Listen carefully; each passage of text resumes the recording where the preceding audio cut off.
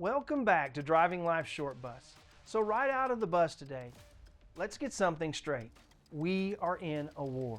Not against people and not against nations and not against politicians, not even against our circumstances. This is a spiritual war.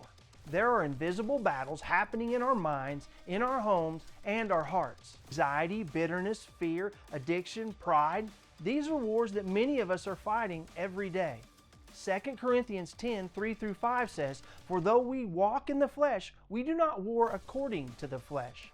For the weapons of our warfare are not carnal, but mighty in God for pulling down strongholds." But instead of using God's weapons, all too often we reach for comfort, control, or criticism.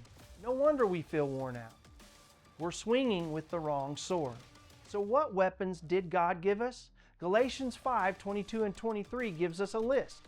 The fruit of the Spirit is love, joy, peace, patience, kindness, goodness, faithfulness, gentleness, and self-control. Against such, there is no law. Now let's be real. All too often, we don't see these as weapons because we've been trained to believe that power looks more like oppression and control. But in God's kingdom, power looks more like surrender and obedience. It looks like choosing peace when chaos is easier. It looks like loving someone who doesn't love us back. It looks like choosing gentleness when our flesh wants to just explode. How about we break it down another way? Love disarms hatred. Joy defeats despair. Peace silences panic. Patience calms tension. Kindness softens hearts. Goodness shifts the atmosphere. And faithfulness keeps showing up, even when everything in us wants to quit.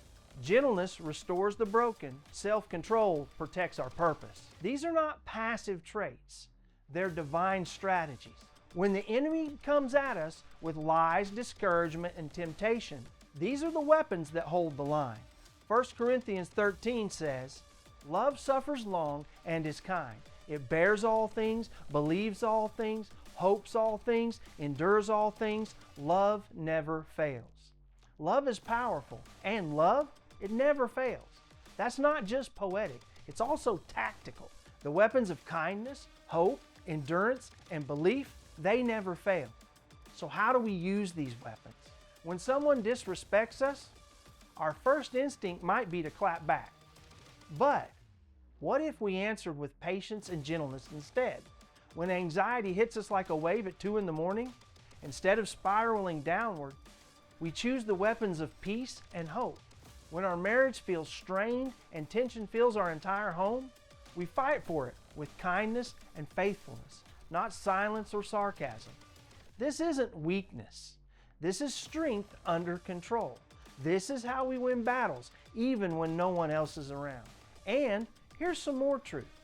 Our kids, our family, our coworkers, our friends, they're watching. They'll remember when we chose peace. They'll remember when we had self-control. They'll remember how we loved, even when it wasn't easy. The enemy isn't afraid of our anger.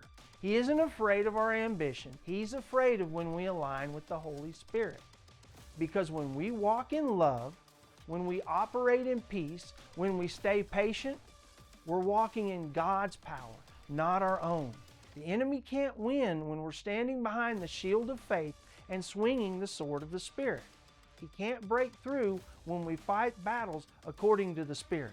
So, what if today we fought in a different way? What if the next time we were wronged, we reached for gentleness? What if the next time fear showed up, we chose to fight with peace? What if we stopped trying to win the argument and started trying to win the spiritual war? The Holy Spirit has equipped us. We've been armed with mighty weapons, and we have those weapons in our own personal armory. Now it's time to use them. So let's take up our weapons, love, joy, peace, self-control, and all the others, and fight back with the Spirit. If this video has helped you, please share it with someone who might need to hear it today. Don't forget to subscribe, like, and share for more biblical encouragement.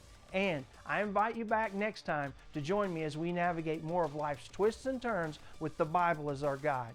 Remember, I am rooting for you, and it's all possible if you believe.